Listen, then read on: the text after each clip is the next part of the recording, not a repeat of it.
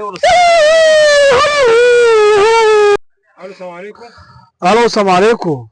مين معايا حضرتك؟ احنا تبع سنترال رمسيس يا سعاده الباشا. ممكن السيستم بتاعنا كان طبعا انت عارف انه يولع وكده. احنا سيستم. فالسيستم وقع والدنيا باظت وفي ناس كتير حاجاتهم راحت، فاحنا كنا عايزين رقم البطاقه عشان نرجع بياناتك عندنا. رقم البطاقة؟ اه. طب لحظة بس حضرتك معلش كده. خد وقتك يا سعاده الباشا، خد وقتك. يعني انتوا من السنترال عشان البيانات ايوه. بتحدثوا يعني؟ احنا بنحدث البيانات.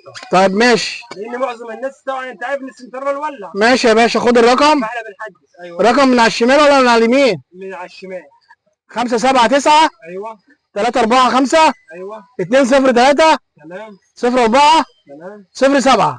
تمام. حضرتك عامل فيزا او حاجه؟ فيزا ايه؟ بنك مصر؟ اه.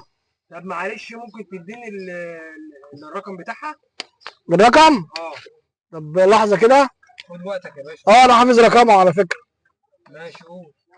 4 5 ايوه. 3 2 ايوه. 4 ايوه. 0 0 تمام. 3 4 تمام. 7.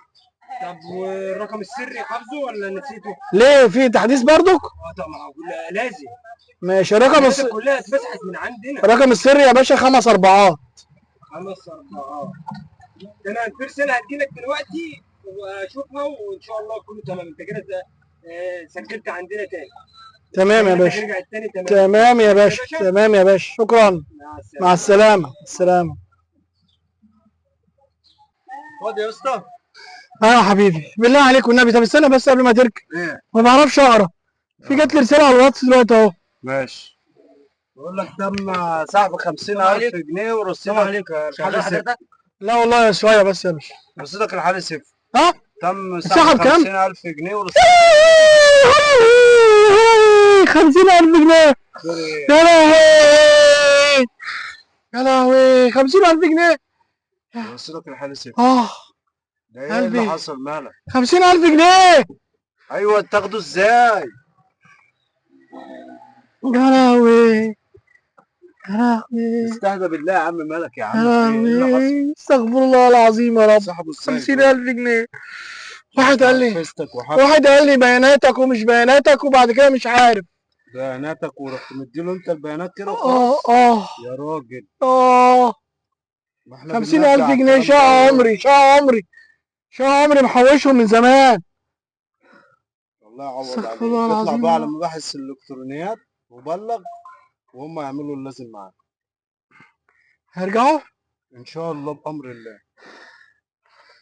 الرقم معايا صح؟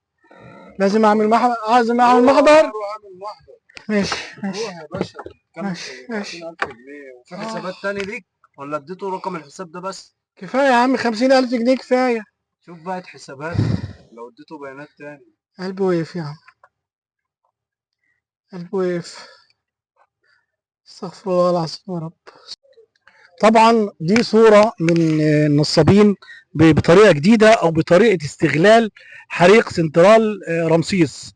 طبعا بنقول لكم احذروا احذروا احذروا من النصابين، لأن طبعا كل اللي بيشتغل دلوقتي على ايه؟ تحديث بيانات، تحديث معلومات، فانتوا ما تعطوش اي بياناتكم لأي حد. احذروا، والسلام عليكم ورحمة الله وبركاته.